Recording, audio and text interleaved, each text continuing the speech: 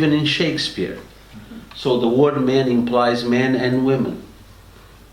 Apace with the anthropological and physiological development of man runs his spiritual evolution. To the latter, purely intellectual growth is often more an impediment than a help.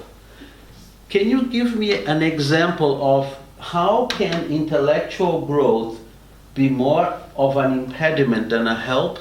Well, as with scientists, if they can't explain it scientifically, then the ego comes in with science and say, well, it's not scientific. And then it becomes an ego thing with scientists that they can't prove it by tests. Okay. Any other viewpoint? How can intellectual growth become an impediment? Because you see yourself as being superior. Sorry? Because the people who are highly intellectual will probably highly likely see themselves as being demigods or superior because they have a cachet of knowledge that maybe other people are understanding it.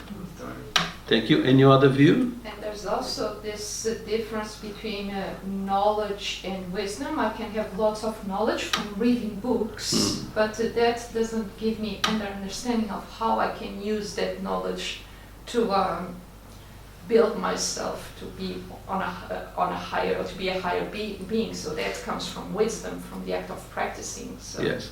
One is not the other. Yes? You could overthink things and become quite anxious. Right. Did you wanted to say something? I just thought sometimes if you have too much knowledge and education, it takes you away from intuition, and you don't listen to what, similar to what the lady in the front was saying. Very you don't good. listen to what you know, you listen to what you've been taught. Okay. Thank you. Yes? Wouldn't it also be a case of most people that are highly intellectual don't seem to be able to have conversations with people that are not on that level?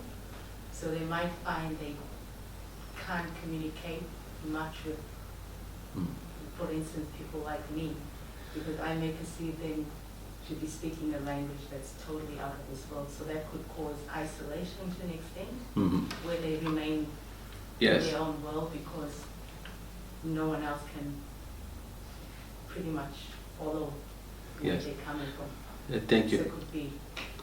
I'll just give you an example of how intellectuals react sometimes even on one another. It is a fact that George Bernard Shaw and Winston Churchill didn't like each other.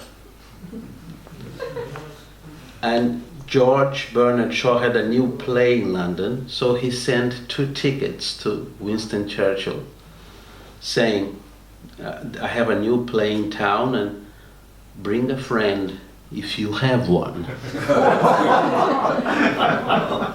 Now, when you challenge a man like Churchill, who was a master of witticism, you have to be prepared for self-demolition.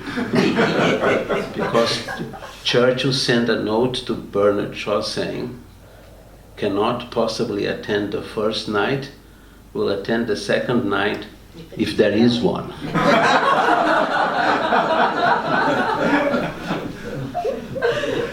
That's a very good answer.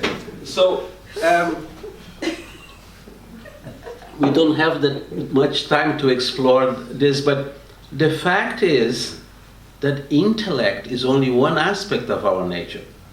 You cannot deny it, but if you overemphasize it, the same happens to the emotional nature. If you become completely emotional before life, things will not go necessarily well because emotions are changing. I wonder how many of you know the stories of Mullah Nasruddin.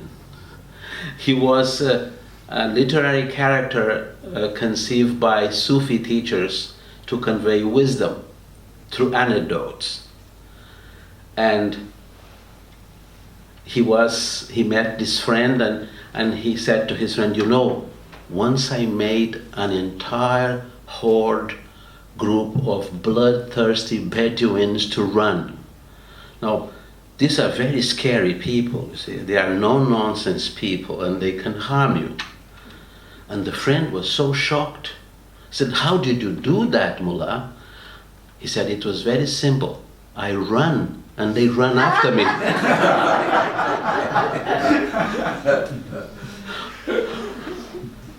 Then she says,